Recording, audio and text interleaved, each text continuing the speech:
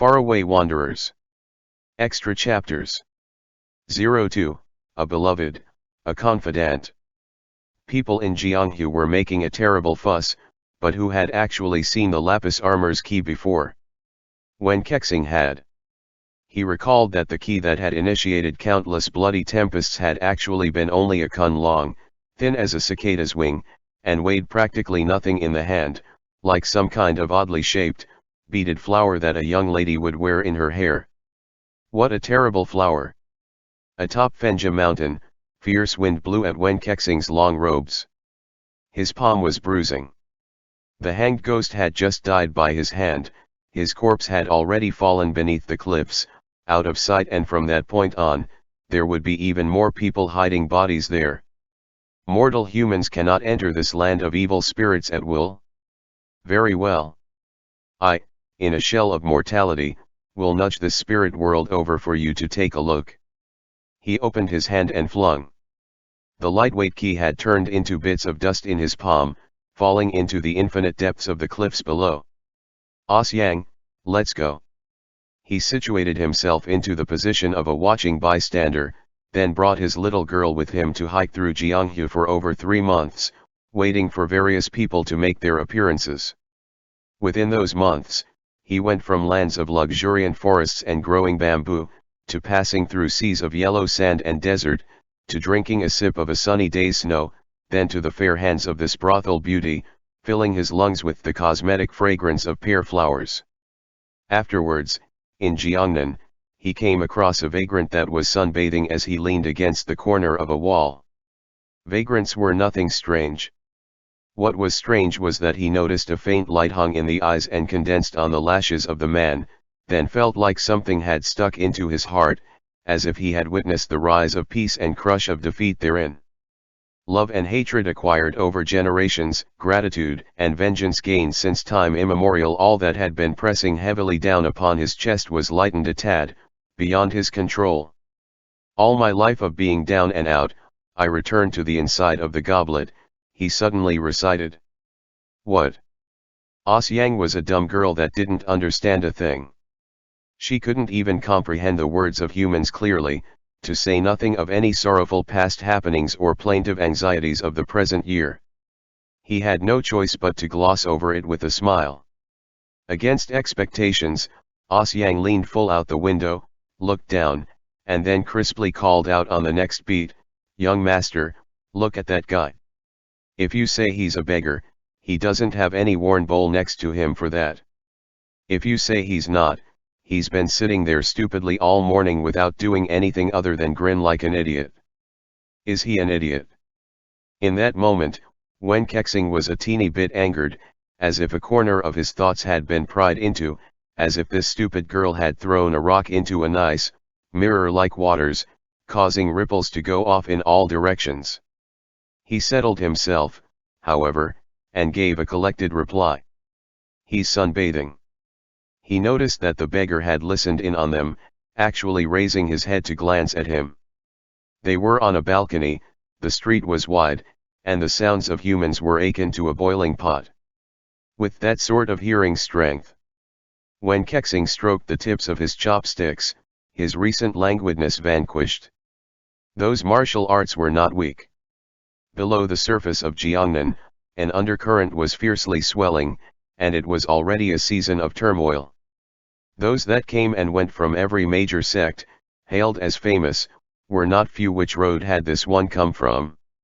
That night, Wen Kexing brought Osyang with him to think up of every possible method for tailing the vagrant, but unexpectedly, he got to see a good show in a worn-out hall that was leaking air from all 4 of its sides. In today's martial circle, people with that insight, that skill, and that presence could be counted on both hands. Which one was he? In truth, Wen Kexing himself couldn't say for certain whether he had followed him out of caution, or simply pure curiosity. Some people, who flaunted themselves as being lonely at the top for long, upon abruptly meeting someone who caught their eye, would typically be unable to resist chasing them down to thoroughly scrutinize them. Yet, he had never thought that this chase would inextricably entangle him for more than half his lifespan. From that run-down hall in the middle of nowhere, a kid that only knew how to cry, was escorted all the way to Lake Tai. Zhao Jing, the Qiushan swordsman of the lake, was his number one, lifetime enemy. Emotions running all over the place inside this illustration, he opposed the one who had been bought off for 2 silver coins all day long. At times, when Kexing would ponder, had he not stirred up this reservoir of disastrous water, would Zhang Chengling have been able to remain in obscurity, relying on his father's protection to live his life? Even though the people of Jianghu would inevitably sigh at the mention of this tiger of a father having a dog of a son, that tiger father would at least still be around. With both parents, his family would have been thriving financially. What would it matter, if he lived through life behind closed doors? When Kexing's chest held demons, shame, and a heart that was infinitely frozen. Hence, he was obliged to not betray any of his complex emotions, pestering the vagabond Asu regardless of consequences. As for the man's origin, Wen Kexing already had a guess, but he still couldn't understand him in any way. Why did someone whose authority had reached such a height extent lower himself to advancing and retreating as suitable? The endless carnage he had experienced was like one big dream, where he floated through life like so. How could he still harbor the cultivated heart of a child? At the time they were both together in the Yellow Springs, Wen Kexing couldn't resist feeling out for a lapis armor piece on the imp's body, but ended up bumping against a flexible nail. For writers, the precious was treasured. For warriors, what ties did he have with that foreign, discordant object? He knew that this sickly devil, completely sallow in complexion and nothing much to look at, had instantly and firmly been branded onto the soft flesh of his heart. Following that, even the poisonous scorpions got mixed in with this. Heroes and cowards of all walks of life had come to put on their own performances, occupying the small stage to its brim. Asu and him escorted Zhang Chengling back to those upright factions that had mouths full of traditional virtues, and partway through, he watched the man give that dumb kid pointers on martial arts. For a moment, he couldn't resist wanting to show off his skill, also striking out a move or two. He didn't expect that Asu, from one sword move that had been morphed beyond recognition, would be able to readily expose the history of the Kai-Uming sword.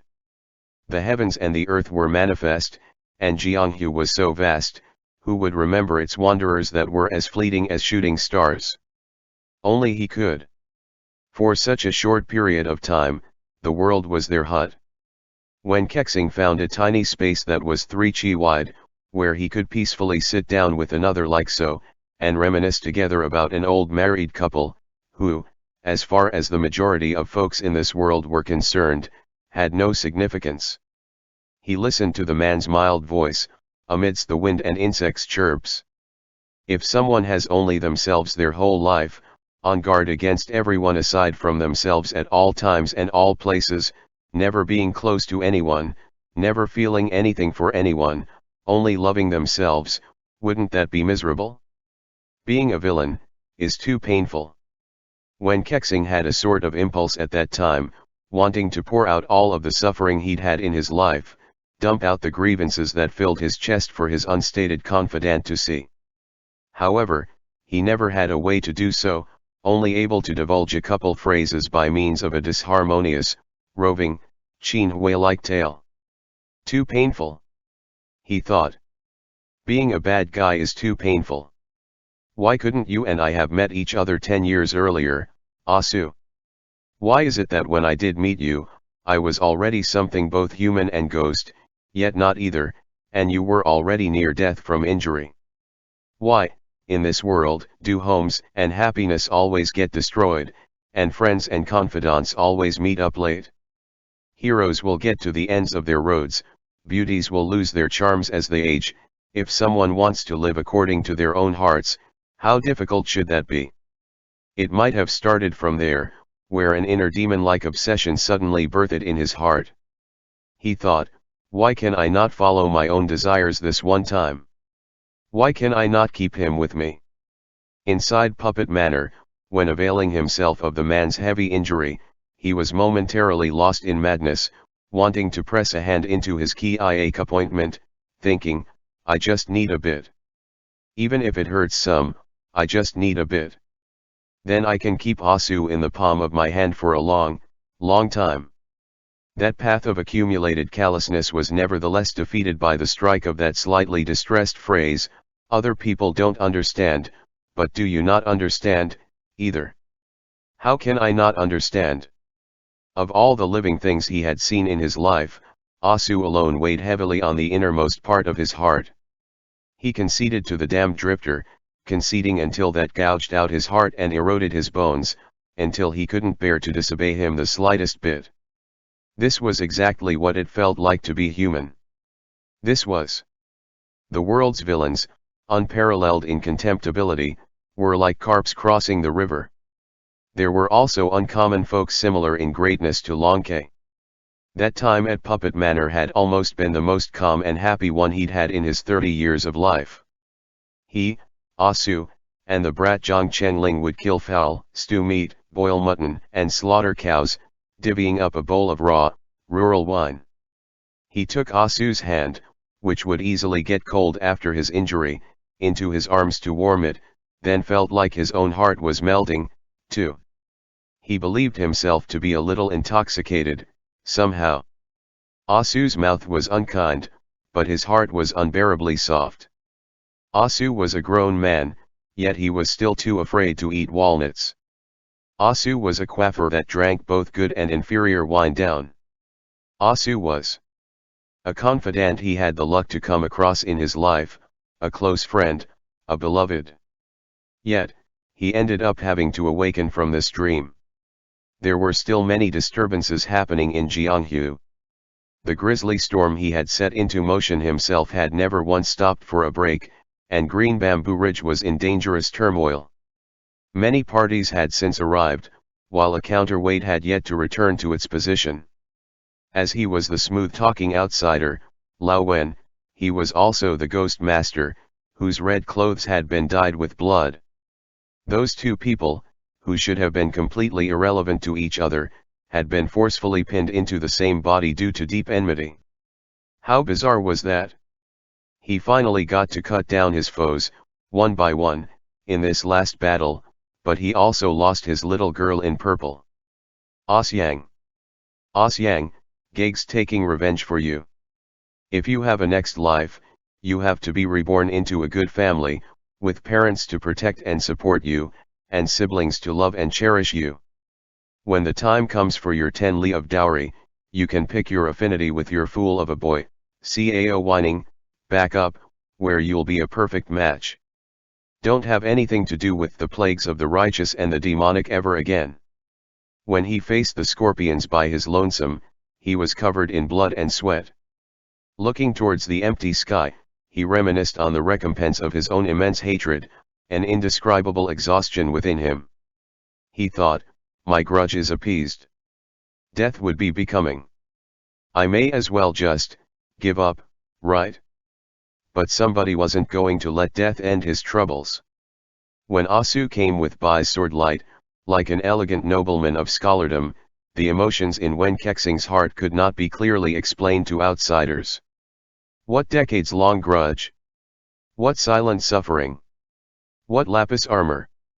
All of that was quickly cast to the back of his mind. Aside from the vagrant in front of him, he could no longer see anything else. Captivated in such an instant, he thought, as long as he's willing to give me the tiniest bit of affection, from this point on, every day he lives, I will live with him. If he passes on, I will hold a bundle of dry grass, douse myself in oil, and burn up together with him, turning to ash, becoming one with the earth in the same spot. As long as you're willing, as long as you want me. Can I make an extravagant request for a minute, to be with you until we grow the white hairs of age? End chapter. Faraway Wanderers. Extra chapters. 03, Last Life, This Life. Some who had died would look back on their own lives and feel no worries. Their 307 po souls would then vanish by over half, and they would follow soul-hook envoys in a fog down Yellow Spring Road, forgetting as they walked it, not knowing what night it even was by the time they arrived at the Bridge of Helplessness. After that, they would pick up that bowl of forgetting brew, and their previous lives would be completely gone. Those who had done good would have their virtuous merits discussed. Those who had done evil would go to the underworld. If they deserved rebirth or transmigration, they would re-enter the reincarnation cycle. After death, everything was settled, and the consciousness would be as clean as white snow, starting over anew. Therefore, whenever someone shut their eyes, the people that still lived would always do all they could to satisfy whatever desires they left unfinished, to save them the extra hardship as they traveled Yellow Spring Road. Some would still have unresolved obsessions from prior to death, and their souls would follow them in their walk, unwilling, all for the sake of material gains from the mortal plane. They would then be made to bathe in the Yellow Springs, and after getting over themselves, a ferryman would pull up to see them off to rebirth. The living's events were not for the dead to worry about. Yellow Spring Road was very long. The length it would take one to forget was exactly how long it would be. The only thing that couldn't be forgotten was love. After walking 4,444 jang, they could still look back and line up in a row beneath the bridge of helplessness. Those waiting for someone else would sometimes wait a day or two, sometimes a decade or two, or sometimes an entire mortal lifespan. Some would wait for another to come, but that someone would be so out of it, they couldn't remember them any longer. Occasionally, there would be some that could, but they would be one aged person with one young one, and even though they shouldn't recognize each other, they would end up clasping each other's hands with tears in their eyes, all while a ghost messenger would prompt them from nearby, "You too, the time has come. Get going." In love of the mortal world, there was always a fondness for saying some oaths of eternal love, but those were only terms that would last no more than a few decades, no more than one life and death cycle of rebirth, and then it would be, "You are you, and I am me." How was that not laughable? These words were what Cao Whining was hearing the ghost messenger say to Mengpo as he crouched beside the bridge of helplessness. The messenger had stated that his name in life had been the surname Hu, given Ch, and he was a passionate person. Cao Whining listened to him bother Mengpo with his non-stop chatter while she ignored him, ladling soup at her own pace. The bridge never stopped metamorphosing. Legend stated that how much forgetting brew was drunk down corresponded to how wide the bridge would be. One cup forgot an age, dust returning to dust, earth to earth. Messenger Hujia babbled for half the day but never saw Mengpo raise her head, so he got in close to converse with Cao Whining. "Kid, why aren't you drinking the soup? Waiting for someone?" Mortals were insipid in love and luck, and all of them were middling. It was rare to have one that was so clear-headed, where even an immortal ghost of the netherworld would be willing to talk more to him. This was the first time Cao Whining was speaking with the messenger, and he was more or less startled from the favor. "Haha, yes. You are." Hujia had absolutely no intention of having an exchange with him. He was probably just getting bored from having nothing to do, and wanted to find someone to dump words onto.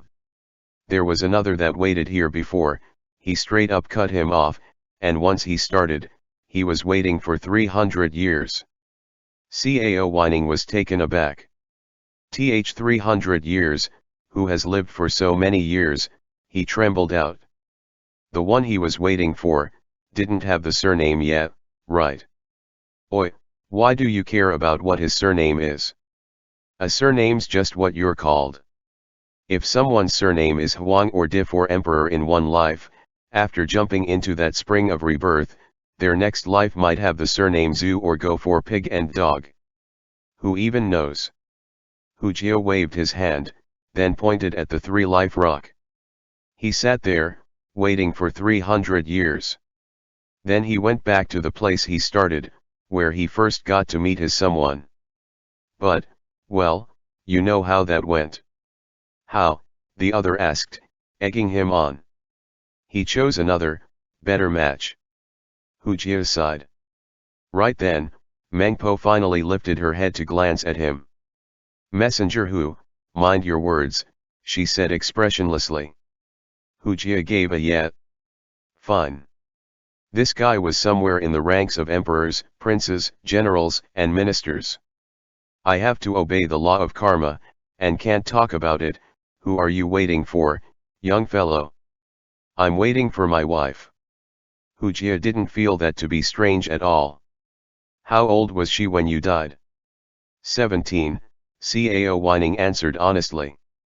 17, back when I died, I too had a 17-year-old wife at home. What a shame, Hu Jia shook his head. That time was too long ago, and he could no longer clearly remember how that wife had looked. I advise you not to wait. She'll keep growing up through her life, and by the time she comes down, she'll be an old lady in her 70s. She'll have long forgotten a man from her teens. I've seen a lot of people before that come waiting and leave waiting, only for a scene of expectation and then heartbreak. You should quit dwelling on things as soon as possible and pour yourself a vat of mengpo soup. You'll cleanly forget any sort of wives or concubines you had. Mengpo raised her head again, still expressionless. Messenger Hu, mind your words. Hu Jia shut up, dejected, but saw Cao Whining start to smile. That'd be just fine, and I look forward to it. It would be best if she can't remember a bit of what I look like anymore. Once she passes before me bright-eyed, worry-free and happy and I see her move on, I'll have no worries, myself. You won't feel unhappy? Hu Jia wondered. Cao Whining looked at him strangely. What would I be unhappy about, he countered. That's my wife, not my enemy. How would seeing her be all right make me unhappy? The other was silent for a short moment, smiling. You're taking this well. Am I? Cao Whining said with quite some embarrassment, scratching his head. I've had no other advantages in my life than being able to take nothing to heart. Well, there is just one thing. I was beaten to death by my own Shifu. I'm afraid that she's taken it hard, and is never going to let him go. What sort of scandalous thing did you do, for him to beat you to death? Cough, it's probably because of that little thing about the righteous and the demonic being unable to coexist. He said that my wife was a villain of Ghost Valley, and I insisted on being by her. In a fit of anger that his dignity was put on the spot, he killed me. His tone was relaxed to the point that it was like he was talking about someone else, and it was hard to tell just from listening that he was reminiscing about his own manner of death. Hu Jia became intrigued, then crouched next to him. You don't hold any hatred? Cao Whining pointed at a soulhook envoy that was floating over with a ghost. On the road, I heard that gentleman recite dust returns to dust, earth returns to earth. I then felt that no matter how big my grievances are, there's nothing to hate. I'm already at rest in the ground, so what power would hatred have?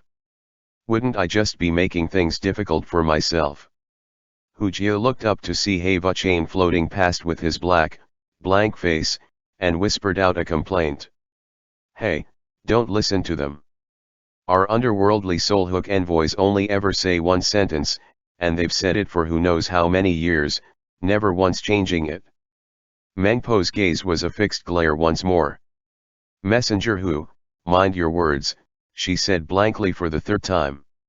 Hu Jia sighed, pointing at her as he spoke quietly to Cao Whining. See? That also goes for our Mengpo. I've gone back and forth the bridge of helplessness for centuries, and each time I do, she says that phrase, Messenger Hu, mind your words. This netherworld is a real lonesome place. Cao Whining smiled. As he listened to the lonely Mr. Messenger babble in his ear, he gazed out at the traveled road, thinking, if Osyang became an old woman, what would she look like? She'd definitely be one with plenty of energy, lively and bold. She. All of a sudden, he stood up, eyes in wide open circles. He saw that in an area not far away, a familiar girl was currently following a soulhook envoy over with a skip in her step. While she walked, she ceaselessly surrounded the envoy with questions, who was concentrating with their head down as they walked, completely ignoring her.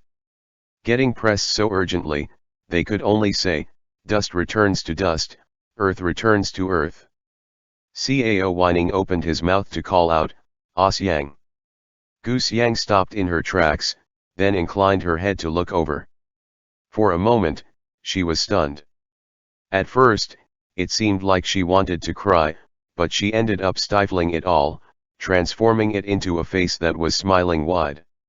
She dove at him like a little bird. Brother Cao. I knew you would be waiting for me. As if he hadn't seen her for a lifetime already, he held her tight, but then got to thinking again, with how she looks, she didn't become an old lady, doesn't that mean she died early? After that, he became worried and upset, hundreds of feelings crisscrossing inside him. His tears started to come down, falling into the water of the yellow springs, making circle after circle of ripples, startling even the ferryman. Hu Jia shut his mouth, watching the mutually embracing couple with a distant smile. Only this meeting at the head of the bridge appeared to stretch on forever, until the heavens were withered and the earth was aged.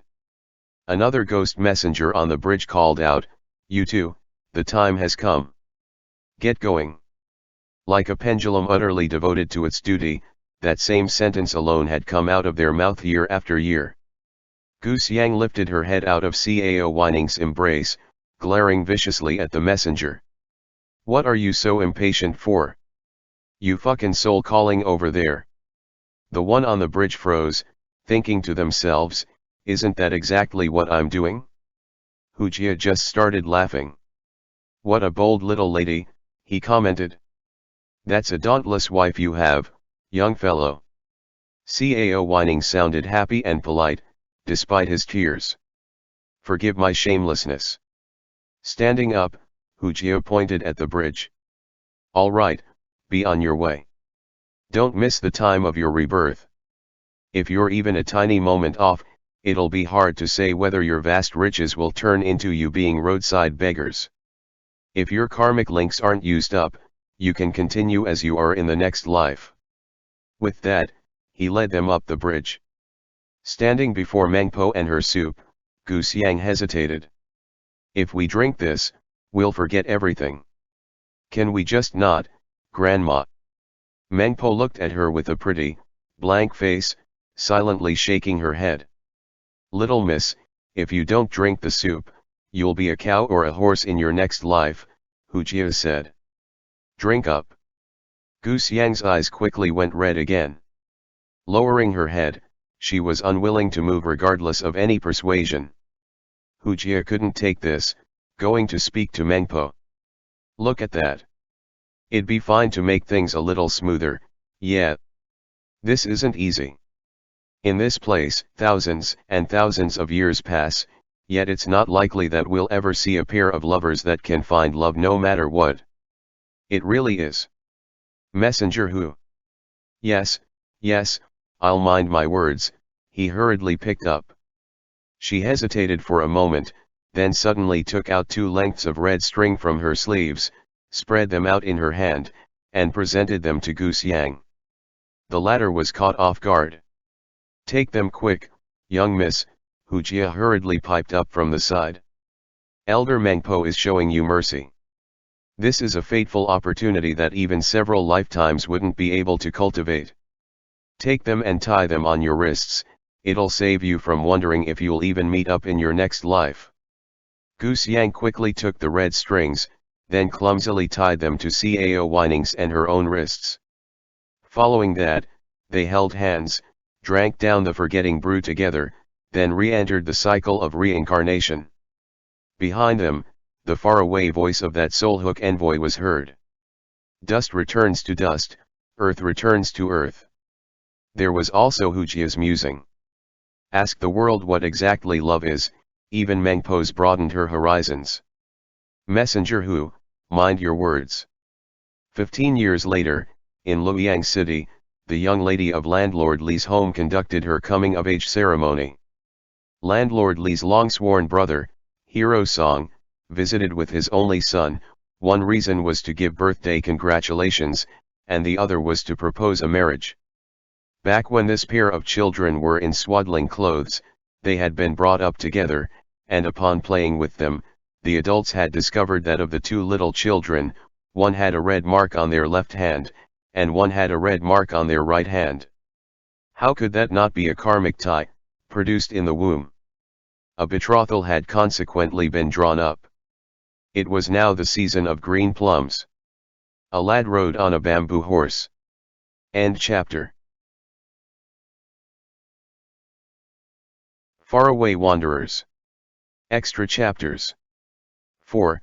By Jianghu. Rumor had it that when immortals reached the end of their calculated lifespans, they would undergo 5 decays. Once accustomed to staying within the boundaries of bliss, they would be reluctant to part with it, taking in the poison of aversion. According to the 6 harmonies mental cultivation, once an immortal ate and drank of the human world's smoke and fire, they would present a waning appearance, their hairs turning white, chi gradually weakening, and body gradually declining. No longer would they prosper, nearing their own coffin. Yabai was feeling as much right about now. His hair was getting whiter by the day, as if someone had a brush and was painting it somewhere unseen, bit by bit. When casually gathered up, it would come out in large chunks, too. Sometimes, he would suffer delirium, and forget where he had just been and where he was going. His energy was lacking. Sometimes, he wouldn't be able to fall asleep at night, and sometimes he would sleep, then find it hard to open his eyes when the sun was already high in the sky the next day. Even so, he felt delighted, free, and without a smidgen of aversion. What the 6 harmonies had claimed was absolute nonsense. The root cause of this was probably the fact that he had never taken himself as an immortal, but felt himself to be the living dead.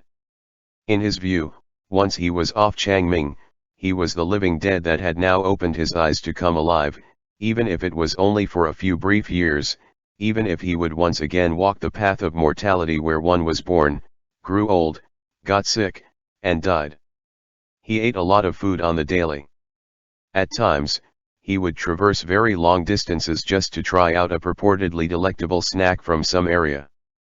The ancients told that wanting food and sex was human nature. He was too old to be in the mood for sex, so he threw his entire being into food. He was not a picky eater, eating everything and enjoying everything, where even a bowl of tofu, randomly grabbed by the proprietress of a roadside pub, could be finely savored by him for a good long while. To someone who had eaten cold food and snow water for a century, the sourness, sweetness, bitterness, and spiciness of the world were all precious things. He had paid visits to people that knew of what had happened 30 years ago.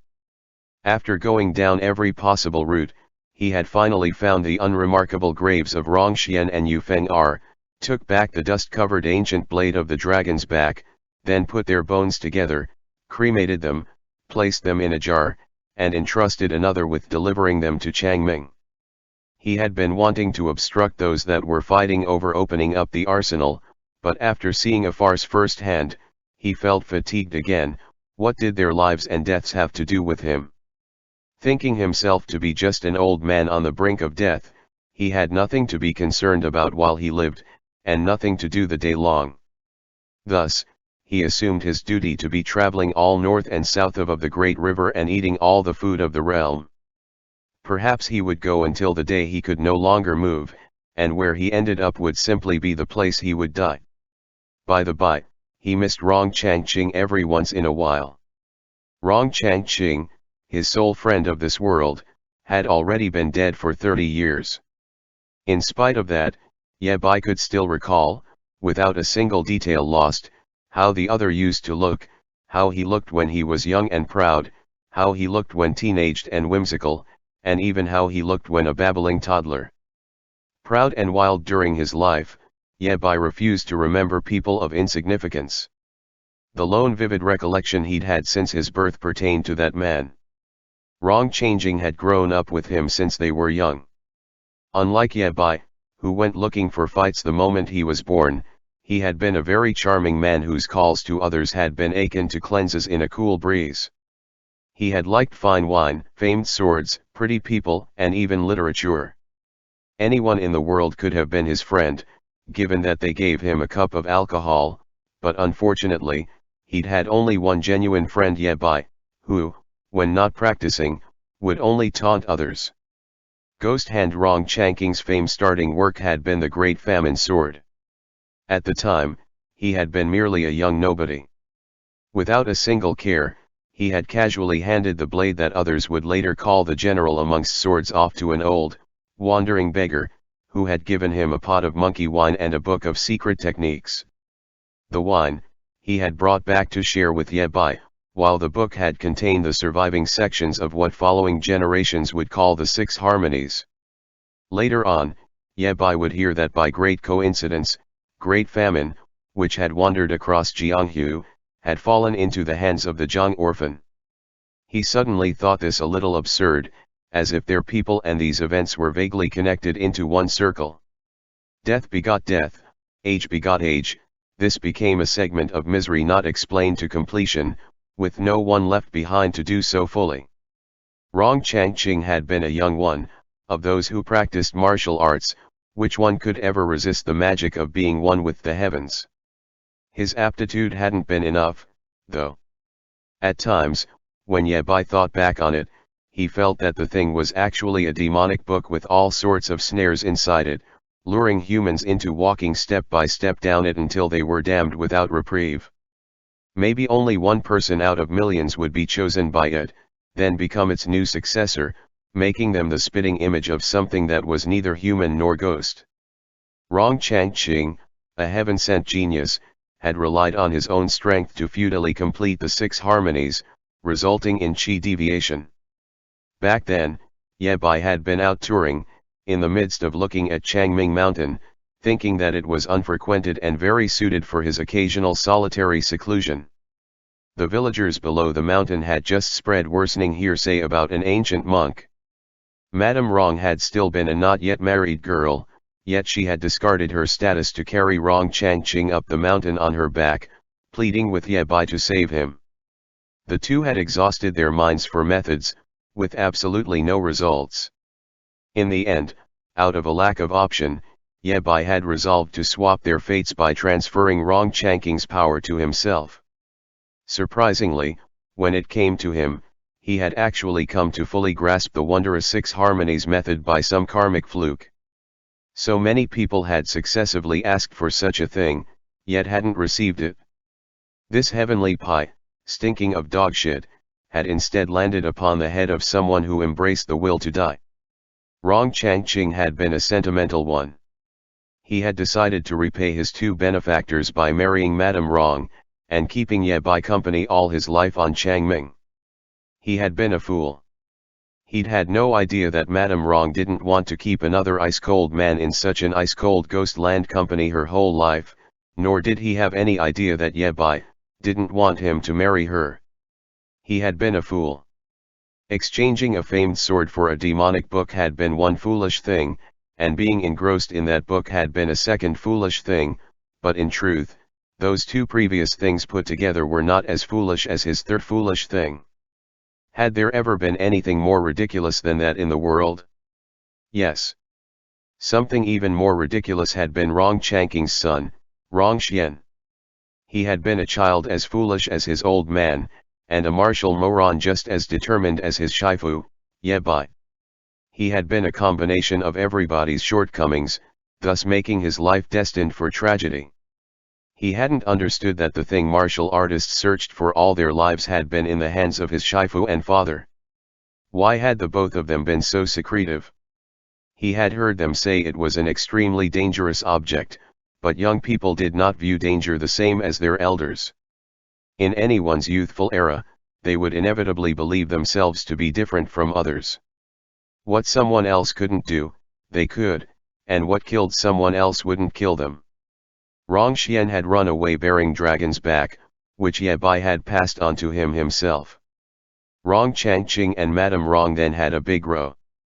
The girl that had formerly been talented, gorgeous, aspirant, steadfast, and faithful had turned into an aged and despairing woman from decades inside the frosted loneliness. She had differed from them, she had been a flower that needed excitement, needed sunlight and human presence. Carnage of 30 years. The first step had been to run away, like it was predestiny. Perhaps it had started from Rongxian, perhaps from Rongchangqing. Perhaps it had started even earlier, from that wandering old beggar and that general great famine, so quietly created. Perhaps it had simply been a circle, duplicated over and over again in people's minds, continued down generations. 30 years later, when Kexing had come to grab onto a tiny hint, set to task, and then turn everything onto its head. But, that was all in the past. In the afternoon of some random day, Ye Bai, who had just finished the last mouthful of his broth in a tiny tavern, suddenly had an apathetic thought: those alive, and those dead, were all in the past. Those situated inside the playing field each had their respective griefs, like him, like Madame Rong, like Wen Kexing, like Zhou Zishu, like Zhao Jing, and even like Gu Xiang and Cao Weining. They all had attempted to jump out. Ye Bai had wanted to jump out of that curse of being one with the heavens. Madame Rong had wanted to jump out of the Iceland that was Changming. Wen Kexing had wanted to jump out of being an evil spirit and return to the human world. Zhou Zishu had wanted to jump out of Tianchuang and be free. Zhao Jing had wanted to jump out of the rules of all of Jianghu, look down upon everyone from up on high, and grasp the universe in his hand. Gu Xiang and Cao Weining had wanted to jump out of the world's deep-seated prejudices to be together, standing alone as they cast everything away. They conflicted, contested, schemed to exhaustion, and risked their lives. Just like an abyss, some jumped over and got out, while some didn't make it, falling to their deaths. And, that abyss had a name. It was Jianghu. End chapter.